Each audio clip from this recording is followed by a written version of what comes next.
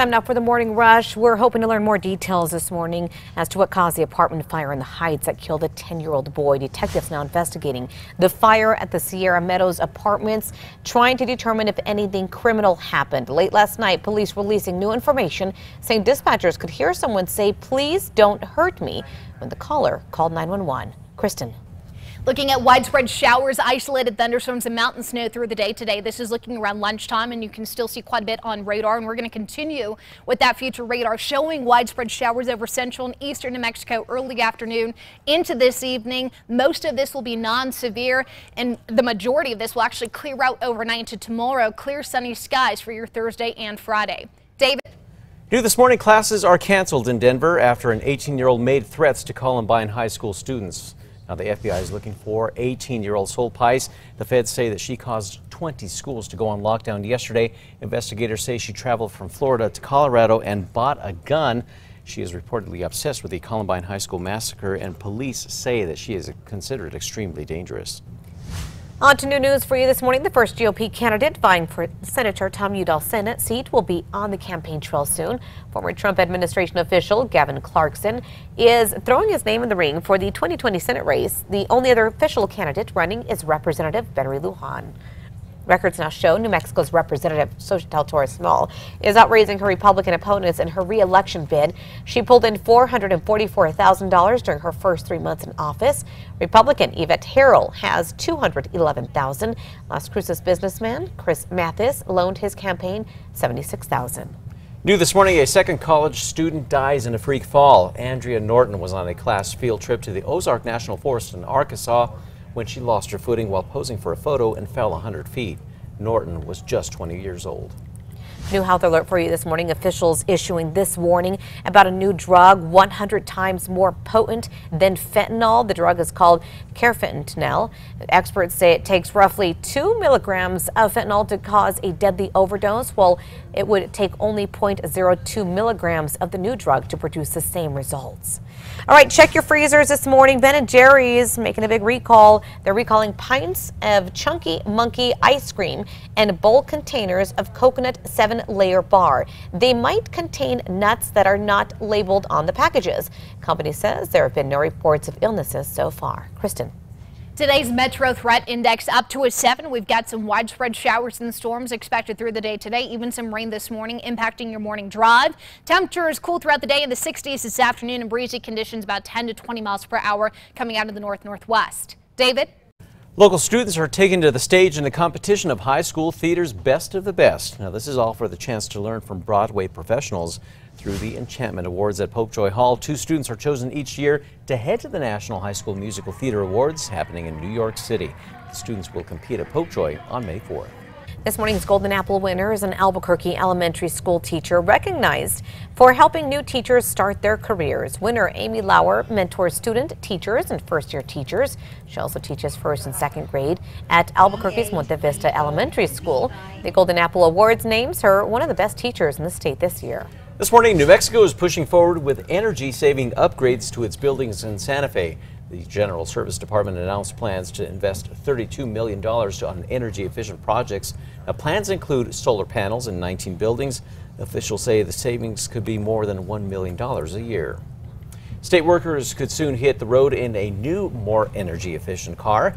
This after the governor signed off on millions of dollars to buy electric vehicles and charging stations for state employees. Now, as a step toward efficient, clean energy, the officials are still looking at where they can make the purchase of the cars and the charging stations. Happening today, the Water Authority is set to present its concerns to a Pentagon representative over that jet fuel leak at Kirtland. The concern stems in part from reports that the Air Force is reducing the yearly cleanup budget for the spill. No Water Authority wells have yet been contaminated by the spill.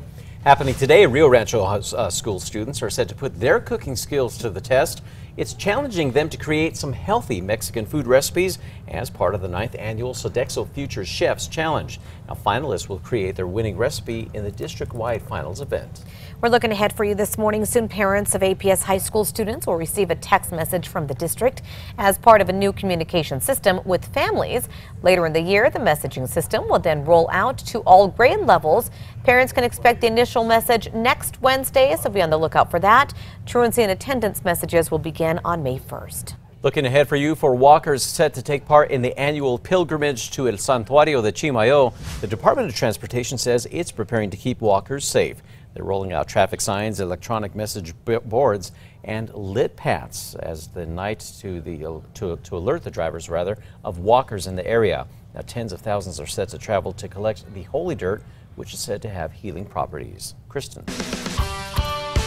Time now for a check on traffic. So it begins. We've got two crashes to tell you about, and big ones too. I-40 westbound at University, another I-40 westbound at Coors. We also have our news tracker out this morning. As you can see, the interstate is wet, visibility reduced. Be sure to factor in extra time, extra space between you and the vehicle in front of you, as well as slower speeds. It is 50-cent hot dog night at the Isotopes Park. Topes are looking to snag a win for game number 2 against the Reno Aces. This is part of their 3-game series. The Topes coming off a really tough loss though last night. They fell 10-1. They'll be back on the diamond tonight. First pitch set for 6:35. We wish them good luck. Yeah, pretty. We're taking it back 8 years ago on this day, April 17th, 2011. We actually had the tire fire spark out in east central New Mexico, scorched 24,000 acres, including 3 homes, and it was actually sparked by a blowout along Highway 267 there. Caused some sparks, and that's how it all began. So that was on this day 8 years ago. We take it now to the 5 facts. We start with number 5 here. Elementary school students in Rio Rancho are taking part in a cooking competition, challenging them to create healthy Mexican food recipes. It's part of the Sodexo Future Chefs Challenge. The event is now in its 9th year, created to encourage students to think about healthy food options. Students submitted their healthy Mexican food recipes, and those who became finalists will create that recipe in the district-wide finals event. At number 4, the Water Authority's governing board will present its concerns to a Pentagon representative. This is over a jet fuel leak at Kirtland Air Force Base. Now, the concern stems in part from reports that the Air Force is reducing the yearly cleanup budget for the spill. The leak of millions of gallons of fuel into the soil was first discovered in the late 90s.